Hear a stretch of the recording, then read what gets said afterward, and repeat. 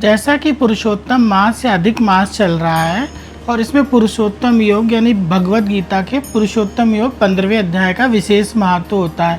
अभी तक हमने 13 श्लोकों का अध्ययन किया। आज हम 14वां श्लोक का अध्ययन करेंगे, जिसमें बताया गया है कि मैं समस्त जीवों के शरीर में पाचन अग्नि वैश्वानर हूँ और मैं श्वास प्रश्वास प्राणवायु में रहकर 4 प्रकार के अन्नों को पचाता हूँ। आयुर्वेद शास्त्र के अनुसार पेट में जो अग्नि होती है वहाँ पहुँचे भोजन को पचाती है। जो पेट की अग्नि होती है भोजन को पचाने का काम करती है। जब ये अग्नि प्रज्वलित नहीं होती तो भूख नहीं लगती, और जब अग्नि ठीक रहती है तो भूख लगती है। कभी कभी जब अग्नि मंद हो जाती है तो जब हमारी अग्नि मंद हो जाती है तो हमें भूख लगना बंद हो जाती है ना, तो हमें उपचार की ज़रूरत होती है। जो भी हो, ये अग्नि कौन सी, ये जो अग्नि पेट में जल रही है ये भगवान का ही प्रतिनिधि स्वरूप है। वैदिक शास्त्रों खासकर बृहदारण्यक उपनिषद में भी ये बताया गया है कि परमेश्वर या ब्रह्म अग्नि रूप में आमाशय यानी हमारे पेट के भीतर स्थित हैं और समस्त प्रकार के अन्न को पचाते हैं। चूँकि भगवान सभी प्रकार के अन्न जो भी हम खाते हैं उनको पचाने में सहायक हैं, अतएव जीव भोजन करने के मामले में स्वतंत्र नहीं है।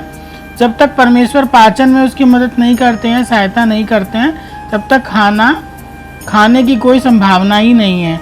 इसी प्रकार भगवान ही अन्न को उत्पन्न करते हैं और वही अन्न को पचाते हैं। उन्हीं की कृपा से हम जीवन का आनंद उठाते हैं।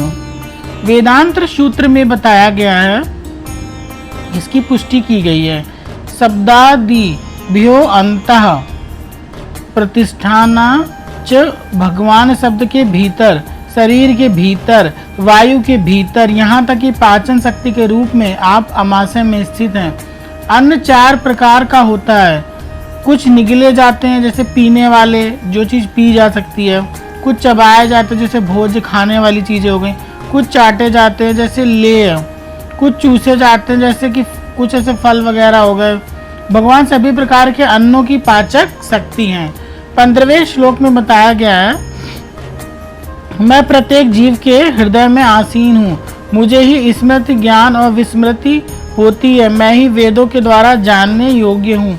निसंदेह वेदांत का संकलन करता तथा समस्त वेदों का जानने वाला ज्ञाता कौन है? मैं ही हूँ।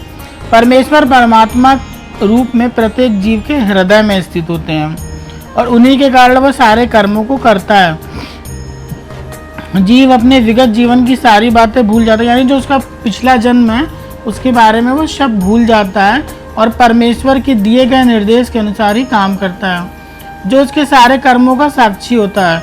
अतएव वह अपने विगत कर्मों के अनुसार कार्य करना प्रारंभ करता है।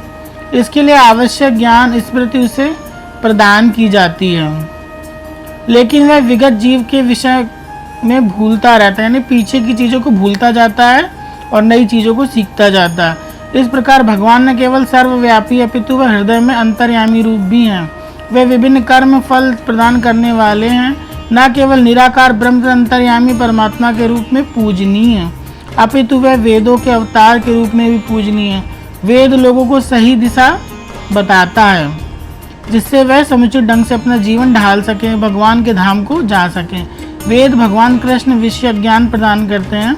अवतार व्यास देव के रूप में कृष्ण ही वेदांत सूत्र के संकलन करता है। व्यास देव द्वारा श्रीमद् भागवत के रूप में किया गया वेदांत सूत्र का भाष्य वेदांत सूत्र की वास्तविक सूचना प्रदान करता है।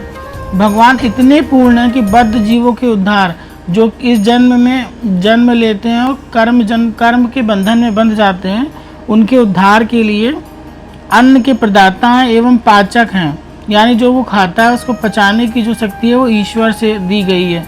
उसके कार्यकलापों के साक्षी हैं। वेदों के रूप में ज्ञान के प्रदाता हैं। वे भगवान श्री कृष्ण के रूप में भगवत गीता के शिक्षक है। वे बद्ध जीव द्वारा पूज्य हैं। इस प्रकार ईश्वर सर्व कल्याणप्रद व सर्व दयामय है। अंतः प्रविष्ट शास्त्र ज्ञान नाम जीव जो ही अपने शरीर को छोड़ेगा वो भूल जाता है, लेकिन परमेश्वर द्वारा प्रेरित होने पर वह फिर से काम करने लगता है। यद्यपि जीव भूल जाता है, लेकिन भगवान उसे बुद्धि प्रदान करते हैं, जिससे कि वो अपने पूर्व जन्म के जो अधूरे कार्य हैं उनको पूरा करने लगता है। अतः जी अपने उसके हृदय में परमेश्वर को स्थित कर उनके आदेशानुसार जगत में सुख या दुख का भोग ही नहीं करता है, बल्कि वेद समझने का अवसर भी प्राप्त करता है। यदि कोई ठीक से वैदिक ज्ञान पाना चाहता है तो कृष्ण उसे आवश्यक बुद्धि देते हैं, वैसे ही उसको ज्ञान मिलने लगता है। वे किस लिए वैदिक ज्ञान प्रस्तुत करते हैं? इसलिए कि जीव को कृष्ण को समझने की आवश्यकता है। इसकी पुष्टि वैदिक साहित्य से होती है। यो असौ सर्वे वेद गीयते, चारों वेदों, वेदांत सूत्र, उपनिषदों, पुराण समेत सारे वैदिक साहित्य में परमेश्वर की कीर्ति का ज्ञान है। उन्हें वैदिक अनुष्ठान द्वारा, वैदिक दर्शन की व्याख्या द्वारा, भगवान की भक्ति में पूजा द्वारा प्राप्त किया जाता है। अतः वेदों का उद्देश्य क्या है? कृष्ण को समझना है। वेद हमें निर्देश देते हैं कृष्ण, जिससे हम कृष्ण को जान सकते हैं, उनकी अनुभूति कर सकते हैं। भगवान ही चरम लक्ष्य है। वेदांत सूत्र में इसकी पुष्टि इन शब्दों में हुई, ततु समन्वयात मनुष्य 3 अवस्थाओं में सिद्धि प्राप्त करता है। वैदिक साहित्य के ज्ञान से भगवान के साथ अपने संबंध को समझता है, विभिन्न विधियों को संपन्न करके उन तक पहुंचा जा सकता है। अंत में उस परम लक्ष्य श्री भगवान की प्राप्ति की जा सकती है। इस श्लोक में वेदों के प्रायोज्य, वेदों के ज्ञान और वेदों के लक्ष्य को स्पष्ट किया गया है। वेद ही वो माध्यम है जिसके द्वारा हम भगवान कृष्ण तक पहुंच सकते हैं। केवल किताबी पाखंड नहीं, हमें उसे अपने जीवन और आचरण में भी वेदों में कई बातों को धारण करना है। वही हमारा भगवान के पहुंचने तक का मार्ग प्रशस्त करेंगे। आज हमने 14वें 15वें श्लोक का अर्थ जाना। कल हम आगे के श्लोकों का अर्थ जानेंगे।